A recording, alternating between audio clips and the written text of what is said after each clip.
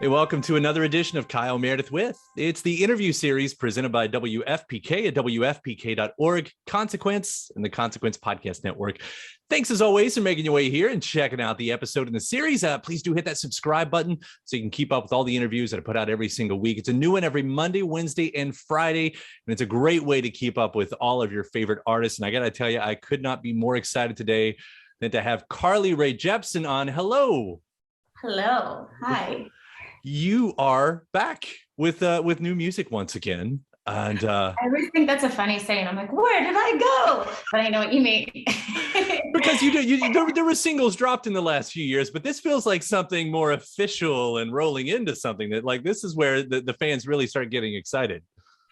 Yes, there's always a little hibernation stage right before the big share, and I definitely feel like I'm blossoming out of that stage, taking off the sweatpants, getting ready to see the public.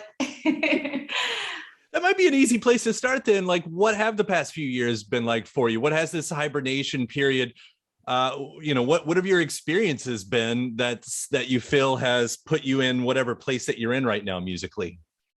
Oh, loaded question, isn't it? So it's like, how is that's a big question, right? Short answer would say there was a lot of learning. I had been in such a pace. I think I've spoken to some other artists about this, Jack Antonoff for one. We're both like, if the world had not forced us to stop, we might never have stopped. But it was obviously not without its challenges and some gifts too, to kind of be forced to kind of be in home life for a minute and, learn some, lessons about the routine of that, which I don't think I have a ton of experience with, but it really was a growth period for me in so many ways.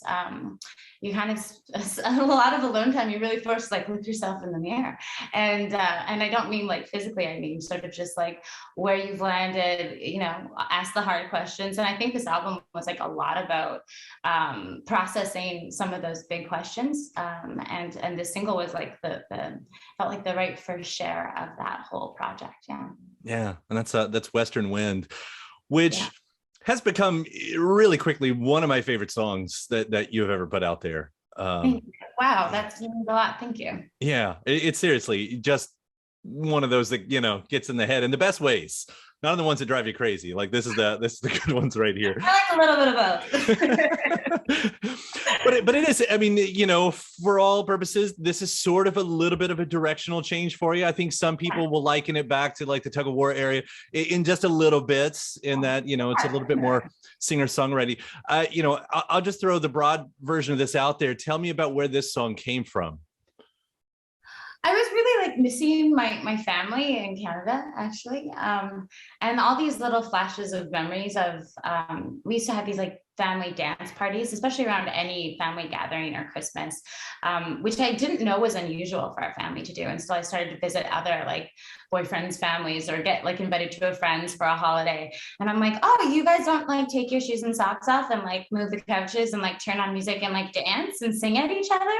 And I sort of saw the gift of that, of growing up in sort of a family that really was passionate about music. And so I think working with Rostam, he's such a pusher of allowing yourself to like go beyond where you've gone before. And I love working with people who kind of are excited about that. So these kind of lyrics, without thinking too much, so almost like free form writing, kind of came out of like that, trying to grasp that memory of what it is to like miss home and be away from people and still want to feel that connection, I guess.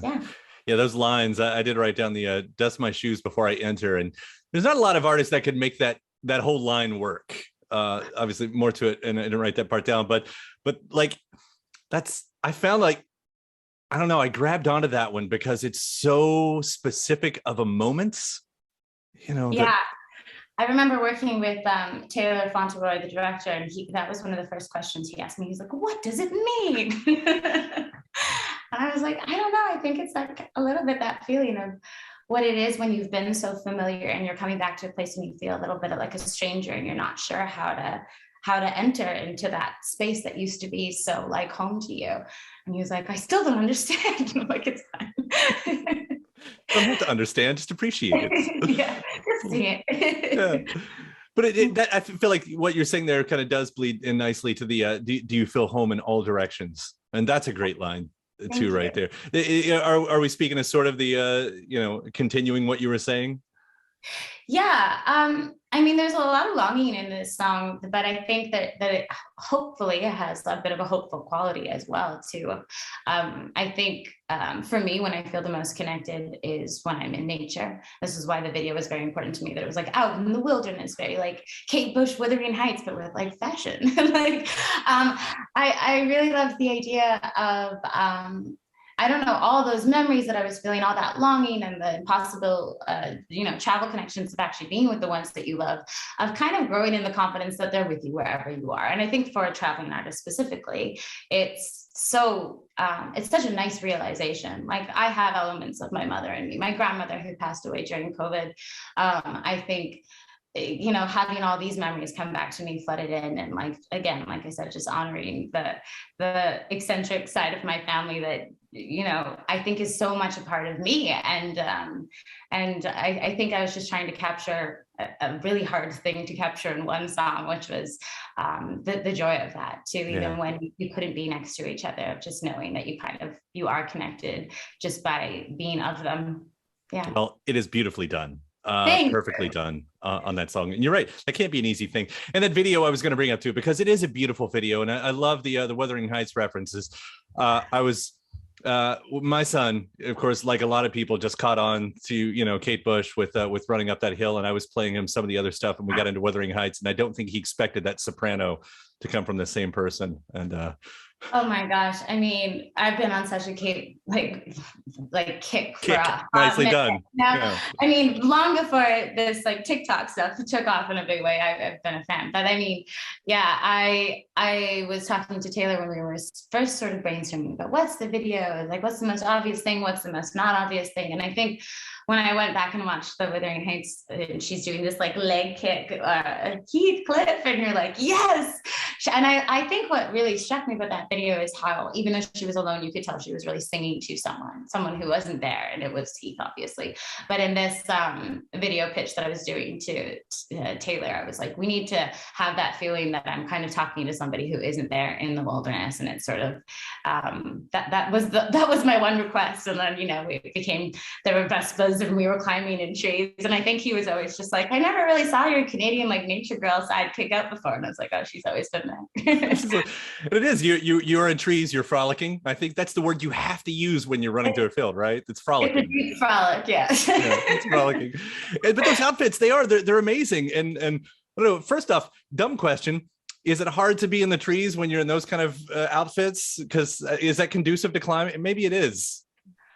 I mean, I grew in Canada, where I was raised in Mission. I grew up partially at this like one house that was like right behind us was this glorious mountain. It was a little bit like, I watched The Sound of Music last night, and it reminded me a little bit like I had this like whole little mountain that actually led up to this abbey. So very, very Sound of Music. Mm-hmm. So it was, my whole childhood was very like climbing trees and like playing with my cousins. And like, I think I mentioned the other day, we used to have this thing called, my friends were like, this is insane. It was called gravel races, where you run in your bare feet to see who can handle the pain of the little rocks and get the fur, like some crazy stuff. So I do actually, to answer your question, I think that I felt very at home. I mean, the dress kind of got a little in the way, but not enough to like really concern me now. No, not enough. I grew up in the basically the sticks of Kentucky. So we didn't exactly do gravel racing in the same way, but I feel like it was still a big part of it, whether we wanted it to be or not. So you know what I'm talking about, a little bit of that, like how tough can you be? Exactly. Yeah, exactly. That part of it was definitely there. That was definitely.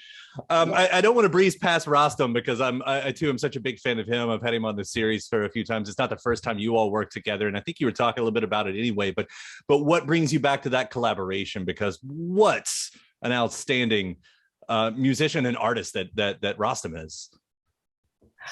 I mean, I'm such a fan, first of all, but not just of his like artistry, but also just he's such a beautiful person, like inside and out. And I think working with him has always has always kind of brought out this like different flavor that I probably wouldn't go to with anyone else. And I think those are the producers that I gravitate to, who are kind of in the search for like, what have we not done together? And I think one of the first songs we did was Warm Blood, and that ended up like, you know, with time you kind of look back at like what things you would have done differently. And that was a song that I always really gravitated to, with some like perspective of emotion. So I was really excited. I know he was enthused to work together again. I was enthused.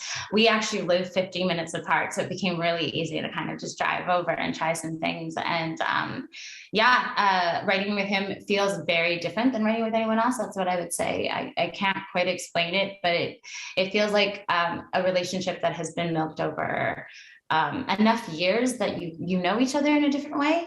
And I think you start to write really differently when you have like an intimacy beyond just like a day one session. So I think too, now being in this career long enough, I think that I want to be careful how I say this. There is always magic to like the one day session, but I think there's a different potential for magic with people that you have like a long standing friendship with. Yeah. Yeah. Right. I can understand that. Well, is this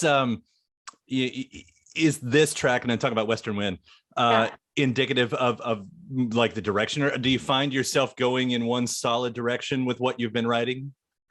No, I mean, I have a hard time. Like, I think that I kind of go in all directions. Like, I think that's the beauty of like, you know, growth in music, is that you don't want to just like, at this point for me, it's a little bit of like, well, let's see what we can do with this one voice, with this like, you know, with these many tastes that I have and attractions to different flavors of music. And I think that Rostam and I definitely like bring out a certain flavor in each other. And I think that's definitely prominent in things to come, but it's not like the only flavor, I would say. Yeah.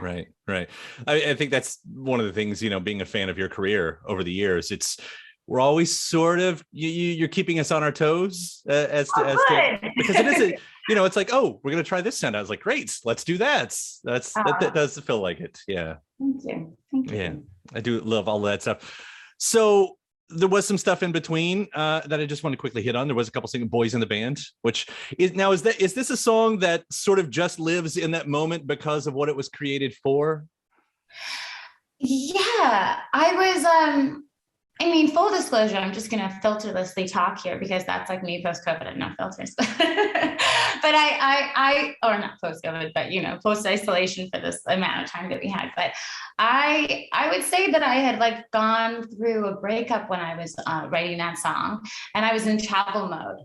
And I was so amazed by the power of the friendships that had developed within my bandmates, of how they helped me get through that, of like that, because it felt like a really huge like moment in my life. And yet there was this 2 hours or this hour of joy that we'd be on stage together, and then like we'd be kicking it on the road. And I think, again, like I said with Rostam, it's been 10 years, some of the guys that I've toured with now, so we've known each other from babies. Tavish longer than that. So and we don't not feel extremely lucky to still be doing what we're doing. There's a disbelief and an excitement to it almost, I would say, every single night. And so it was really helpful and healing to be around like these band brothers. And then we were getting ready to like kind of put out this dedicated side B and like maybe go tour this, like we had these dreams of Radio City Hall, I don't know. And then, you know, the world shut down, and I just, at that deep appreciation that I think you can only feel when you something's kind of taken away from you for a hot minute was there. And we started thinking about a way to put the song out, even though we were far away from each other. And I think it was really helpful for us to kind of have a project and stay connected. We found ourselves like Zooming during the whole isolation period, just to be like, hi, no news, nothing to talk about. How are you? And like, I don't know a lot of band members who like love each other to the extent that we do, where we just wanted to like see each other's friendly faces and be like, see you soon, I hope. Bye. So do you see yourself bringing that, like, do you play that song on tour where, you know, is it just going to be a big group hug the whole time? I don't know. I think that felt like, I guess to answer your question a lot simpler, I think it just felt like it was for the moment. I know when we showed it to Jack Antonoff, he like helped us develop it in a completely different way, where it was like, it got like funkier. I think every time you hand anything to Jack, it just ends up getting funkier in the best possible way. So yeah, maybe there will be a moment. I know we have some shows coming up with Jack, so maybe that's like a great, you're giving me ideas on this thing. Maybe I will. and worth bringing up as well, you do have the tour coming up here, So Nice tour. Yeah. As it's called this time. You're making so nice jokes over here. It's getting old already. Well, this is the first tour in full tour in 3 years, right?